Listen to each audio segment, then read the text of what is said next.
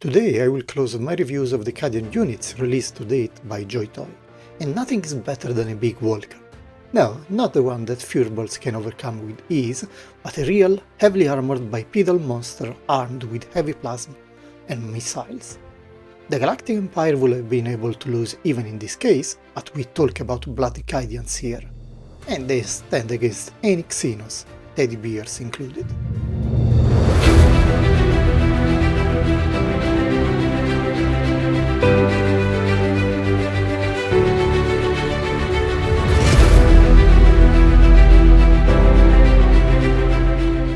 Let's open this big box. It is even larger than the Cadian artilleries I reviewed a while ago.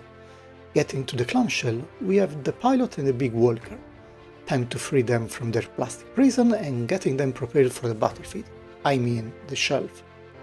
Standard Imperial Guard military green colors and quite generous size.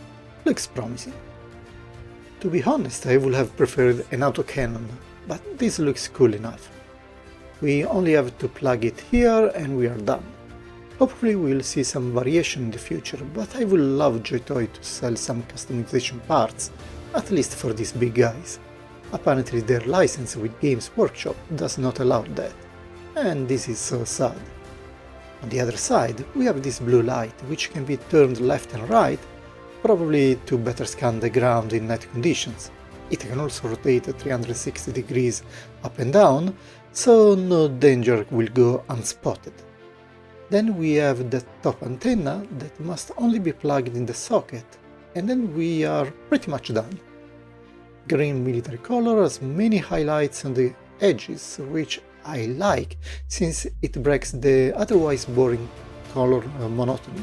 We also have a missile on the side that can only rotate and it cannot be detached like in some other mecha designs where Joy-Toy also provides fire effects.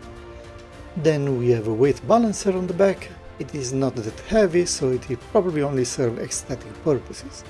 The legs are long but are also well protected. Highlights is consistent all along the armor plates, but I would have liked the rivets to be inked or painted in a metal grey to better pop up. But all in all, it has a great look. Pilot is nothing new, he is a brother of the Ordnance Team commanders, with this cool hat and the standard dress of the Imperial Army with these green badge accents. This also includes the articulation points, which also are identical to the other Cadians we have seen so far. Let's put him together with the Armored Sentinel to give an idea of the proportions here.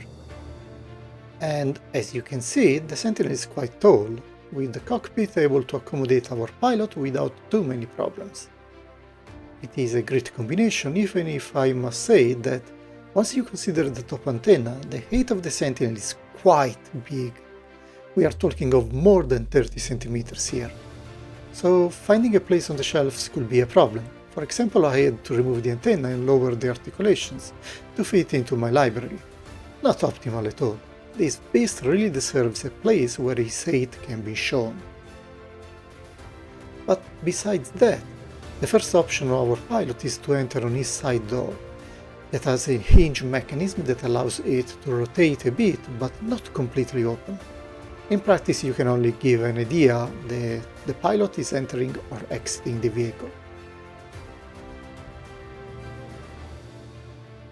My favorite pose is to have the pilot looking outside from the top hatch. I can think of him scanning the battlefield or talking to his comrades below in the mud.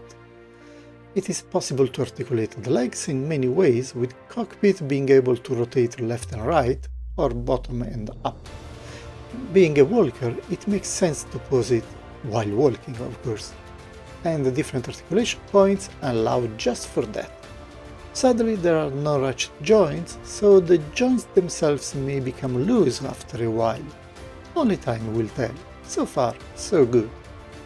I believe that the Sentinel really stands out amidst the other Cadians, like the Command Squad, or the heavy ordnance teams and their guns.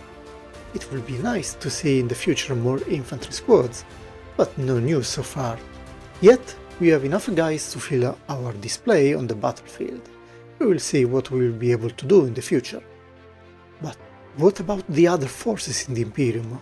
For example, a badass Terminator like Brother Davinos leading the charge, or having Lord Gilliman inspecting the Cadians and posing with them for a memento picture.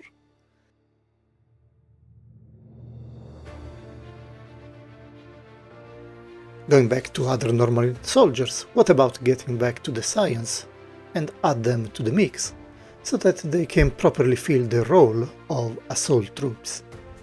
I definitely like the idea of having a giant walker moving around infantry squads, a heavy metal monster providing the heavy fire support that also benefits from their close quarters protection, or running or walking together against enemy positions, hopefully without getting slaughtered in the process.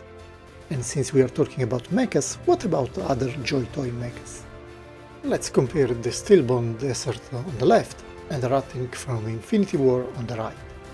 Yeah, the Sentinel is quite taller than both of them, yet they look pretty nice side to side, providing some heavy fire and close support to our new Walker.